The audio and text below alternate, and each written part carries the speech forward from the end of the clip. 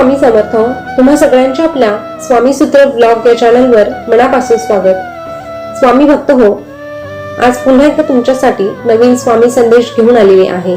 संदेश आपण जाणून घेणारच आहोत, पण तत्पूर्वी स्वामींना आपल्या सगळ्यांच्या वतीने काहीतरी सांगावंसं वाटतंय.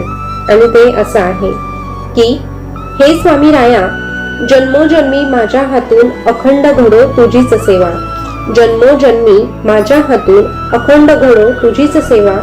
दुजे काही न मागणे आता हे स्वामी देवा. दुजे काही न मागणे आता हे स्वामी देवा. तूच आमचा गुरु, तुझ्यापासून आमचे अस्तित्व सुरू. तूच आमचा गुरु, तुझ्यापासून आमचे अस्तित्व सुरू, अस्तित्व सुरू. जो भक्त स्वामींना शरण जातो आणि आपलं सर्वस्व स्वामींना मानतो, त्या भक्ताचं आयुष्य स्वतः स्वामी चालवतात. त्याच्या आयुष्याचे निर्णय स्वतः स्वामी घेतात.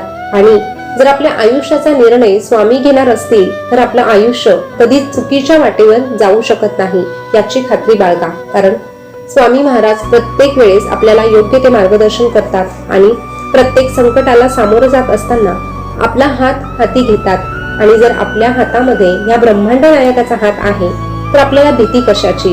फक्त आपल्याला एकच छोटंसं काम करायचं आहे, स्वामींचं नाम जप करायचं आहे. स्वामींना कधी अंतर द्यायचं नाही. मग बघा आपलं आयुष्य किती सुंदर होतं ते. तर आज पुन्हा एकदा तुमच्यासाठी जो स्वामी संदेश घेऊन आलेली आहे तो तुम्हाला ऐकायचा असेल तर हा व्हिडिओ शेवटपर्यंत ऐका. त्यासोबतच संदेश ऐकल्यानंतर त्यानुसार जगण्याचा प्रयत्न करा. कारण स्वामींच्या संदेशाचं जो पालन करतो तो खऱ्या अर्थाने स्वामी भक्त म्हटला जातो. तर चला जाणून घेऊया स्वामी महाराज आपल्या भक्तांना कुठला अनमोल संदेश देत आहे ते. स्वामी महाराज आपल्या प्रत्येक भक्ताला सांगतात, अरे सहज मिळून जाईल इतकं सोपं काहीच नसतं. सहज मिळून जाईल इतकं सोपं काहीच नसतं. जेव्हा वेळ येईल तेव्हा ते नक्की भेटतं. पण हो, त्यावेळी जे तुझ्या समोर येतं ते विचार न करता त्याचा स्वीकार तुला करता आलाच पाहिजे. तुझं आयुष्य हे खूप सुंदर आहे आणि ते अजून सुंदर बनवणं हे फक्त आणि फक्त तुझ्याच हातात आहे. त्यामुळे तुझ्या वाट्याला काय येत आहे यापेक्षा जे काही वाट्याला आलं आहे त्याचा स्वीकार करून त्या पद्धतीने तू त्या परिस्थितीला कसं सामोरं जाणार आहे याचा जर तू विचार केला तर निश्चितच तू प्रत्येक संकटाला सामोरं जाऊन त्यातून मार्ग काढशील. आणि अरे घाबरतो कशाला, त्या वाटेवर आम्ही तुझ्या सोबत आहोत ना. मग तुला फिकीर करण्याची गरजच नाही. कारण ही माय माऊली आपल्या भक्तांच्या पाठीशी सदैव ठामपणे उभी असते. फक्त गरज असते ती तुला स्वतःला सावरण्याची, स्वतःमधील आत्मविश्वास निर्माण करण्याची. अरे योग्य वेळ आली की तुला योग्य त्या गोष्टी आम्ही नक्कीच देतो.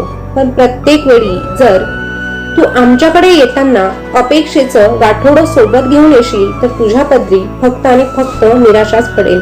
हे मात्र सदैव लक्षात ठेव. आमच्या प्रत्येक निर्णयावर तू आनंदी राहायला शिक. कारण आम्ही तुला तेच देतो जे तुझ्यासाठी महत्वाचं आहे, ते नाही जे तुला आवडतं. अरे तुझ्यासाठी काय चांगलं आहे आणि काय वाईट आहे, तुझ्या भविष्यात तुला काय गरजेचं आहे आणि काय नाही हे तुझ्यापेक्षा आम्ही जाणतो. म्हणून आमचा निर्णय म्हणून तू त्याचा स्वीकार करून पुढे जायला शिकला तर नक्कीच तू आनंद राहशील. लक्षात ठेव, आमच्या समोर टेकवलेला माथा कधीच वाया जात नाही. अरे आमच्या समोर टेकवलेला माथा कधीच वाया जात नाही. आमचं नियोजन हे अचूक असतं. योग्य वेळी योग्य घटना या घडतातच. फक्त तू आशा मात्र सोडायची नसते, निराश कधीच व्हायचं नसतं. अरे तुला अमृत मिळालं नाही म्हणून विष कधी प्यायचं नसतं. अमृत मिळालं नाही म्हणून विष कधी प्यायचं नसतं आणि स्वतःचा सर्वनाश करून घ्यायचा नसतो. तू फक्त विश्वास ठेव. अरे तू फक्त प्रयत्न कर, मनापासून प्रार्थना कर आणि संघर्षाचा सामना कर. जो प्रयत्न करून संघर्षाचा सामना करतो त्यालाच आम्ही मदत करत असतो. पण जर का मनुष्याला स्वतःमध्ये बदल घडवण्याची हिंमतच नसेल आणि स्वतःमध्ये बदल करण्यासाठी तो प्रयत्न करतच नसेल तर त्या व्यक्तीला आम्हाला दोष देण्याचा देखील काहीच अधिकार नसतो. कारण आम्ही अशाच व्यक्तीला मदत करतो जो स्वतःची मदत करतो, जो प्रत्येक वेळेस मेहनत करण्याची, कष्ट घेण्याची तयारी दर्शवतो. अशाच व्यक्तीला आम्ही मदत करत असतो. अरे, आम्ही आमच्या भक्ताला सदैव मार्ग दाखवतो, पण स्वतःमध्ये सुधारणा करून त्या मार्गावर चालायचं की नाही चालायचं हे फक्त आणि फक्त त्या मनुष्याच्या हातात असतं. म्हणूनच ज्या व्यक्तीला स्वतःची मदत करता येत नाही त्या व्यक्तीने आमच्याकडून देखील मदतीची अपेक्षा ठेवू नये. म्हणून तू स्वतःची मदत स्वतः करायला शिक. नक्कीच आम्ही तुझ्यासाठी प्रत्येक वेळेस धावून येऊ. तुझी नियत चांगली असेल, तुझे विचार स्वच्छ असतील तर तू काळजी करू नको. या जगाच्या पाठीवर तुझ्या सोबत कोणी नसलं तरीही स्वामी माऊली मात्र सदैव तुझ्या सोबत राहणार आहे. अरे, तुझ्या आजूबाजूला कितीही गोतावळा असू दे, पण त्या गोतावळ्यात तुला गरज लागल्यानंतर पळ काढणारे आणि वाईट काळात तुला टोमणे मारणारे भेटणारच आहे. म्हणून तुला सांगतो, जर तुला वाईट काळात कोणी साथ देणारा नसेल तर तुझा गुरु तुझ्यासाठी सदैव असणार आहे. म्हणून तू तुझ्या गुरुवर म्हणजेच तुझ्या या स्वामीवर विश्वास ठेव. कारण ज्याच्यावर गुरुची कृपा होते तो प्रत्येक संकटावर मात करून पुन्हा उभं राहण्याची हिंमत ठेवतो आणि ही हिंमत त्याला त्याचा गुरु प्रदान करत असतो. आणि तुझा गुरु आम्ही आहोत, तुझी माय माऊली आम्ही आहोत आणि तुझा हा ब्रह्मांड नायकही आम्हीच आहोत. तर तू परवा कशाची करतोय? अरे, तुला गरज आहे ती फक्त विश्वासाची.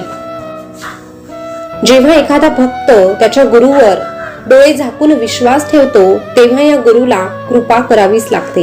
पण ही गुरु कृपा कशी होते हे तुला देखील समजत नाही. अरे, आयुष्यात येणारी अनेक संकटे तुझ्या न कळत टळून जातात. ती खरं तर आमचीच गुरुकृपा. वाहन चालवताना तू खाली पडता पडता स्वतःला सावरतो, ते सावरणारे हात म्हणजे आमचीच गुरुकृपा. एक वेळ जेवणाचे वांदे असताना तुला 2 वेळचं पोटभर मिळालेलं अन्न म्हणजे आमची गुरुकृपा.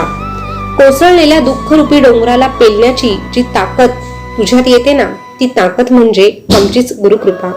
सर्व संपलं असं वाटत असताना जेव्हा पुन्हा तुझ्यामध्ये जिद्द निर्माण होते, नवीन काहीतरी करून दाखवण्याची ती जिद्द म्हणजे आमचीच गुरुकृपा. आयुष्याच्या प्रत्येक वळणावर अंधारातून प्रकाशाकडे घेऊन जाणारा मार्ग म्हणजे गुरुकृपा. अरे, तुला तुझ्या गुरुची ओढ लागते, भेटण्याची इच्छा प्राप्त होते म्हणजे देखील गुरुकृपा, अर्थात आमचीच कृपा. म्हणून तुला सांगतोय, तू कधीही घाबरू नकोस. तुझी ही माय माऊली, तुझा हा गुरु सदैव तुझ्या पाठीशी खंबीरपणे उभा राहणार आहे. फक्त तू तुझ्या गुरुवर विश्वास ठेव आणि तुझे प्रयत्न सातत्याने कर. मेहनत करायला कधीही घाबरू नकोस आणि तुझी नीतिमत्ता मात्र स्वच्छ ठेव. अरे, ज्याचे कर्म चांगले असतात, ज्याची नीतिमत्ता स्वच्छ असते आणि ज्याच्यावर गुरुचा हात असतो अशा भक्ताला कधीही आणि कशाचीही कमतरता भासत नाही. अशा भक्ताला आम्ही सदैव एकच सांगतो की भिवू नकोस, मी तुझ्या पाठीशी आहे.